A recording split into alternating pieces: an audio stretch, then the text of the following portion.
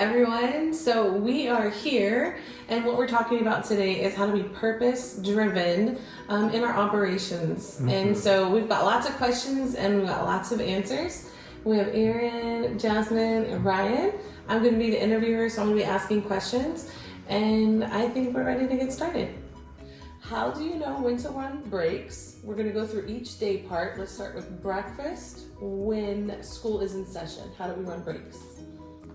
So when school is in session, I think something to remember is breaks are going to be earlier than when school is not in session. And so usually it's around 7:30 to 8:30 because school typically starts around that time. And so teachers, students, they're all coming to eat at Chick-fil-A before they go to school. And so you're going to try to avoid running breaks during that peak time. And you can always look at the operational forecast for reference, and so to see when exactly it's forecasted that your peak will be. But try to run your breaks if you can, run one or two beforehand, and then focus on running them after. And so something that's really important, I think, is to have a game plan before you go into your shift. So that way you know, okay, this is when my peak is, this is how many people I have at what time, so I'm able to still create a great guest experience and run the operations well, and then make sure all of my team members can get a 30-minute break and be able to recharge and come back and have a great shift. If you want them to have an unpaid break, make sure that they are clocked out for at least 21 minutes in order to get that unpaid break. Anything before 21 minutes will be considered a paid break, and so if you're doing the 15-minute paid breaks as a way to get done with all your breaks or to get ahead. Any thoughts on lunch? Running breaks during lunch? Do we run breaks during lunch?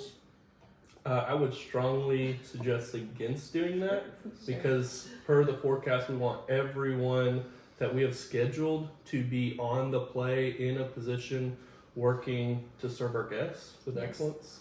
And so I would definitely strongly suggest against it. If your peak time is 12 to 1, can you run a break 11 to 11:30? Or is it kind of the same answer? I'm just thinking. Well, I mean, you can always look at your forecast to kind of see, double check if you have a really big difference between 11 and 12. That might be something that you do. A lot of the time we want to be prepared for that peak time. And so getting everyone in position, ready to go with a focus, all working towards the same thing is where we want to be. All right, so we're in transition time. We have what we need to run a play, but we still have a few breaks to run. Maybe we missed them in the morning, I'm not really sure. Any tips on how to run during that afternoon transition time? Well, I think like what Jasmine said, is we want to start with our forecasts. We work really, really hard to get the right forecasts for y'all to make sure that y'all know what you need to run the shift. Sure. And then once you have that taken care of, the shift is taken care of operationally, then whatever extra that you have would be a great option to run breaks with. What are some strategies when you are really behind on breaks and you don't have enough people to catch up? Because this is very real. People call in, no one's covering the shift. Is there, no one wants to get in trouble for running a break when it's peak time, but I don't know, any thoughts?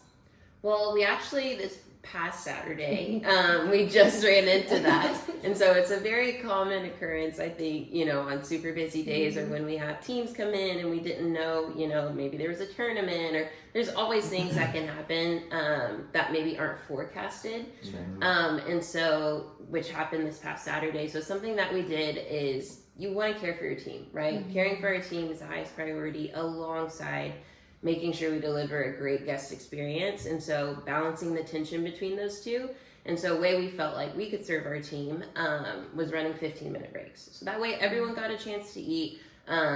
We made sure everyone could eat some food, but still be able to have that great guest experience instead of running a full 30-minute break, which would have taken twice as long. It would have gone into our peak hour. And we wouldn't have been able to run as many as we did. But with that 15-minute, we still were able to care for our team. And we were still able to deliver that great guest experience.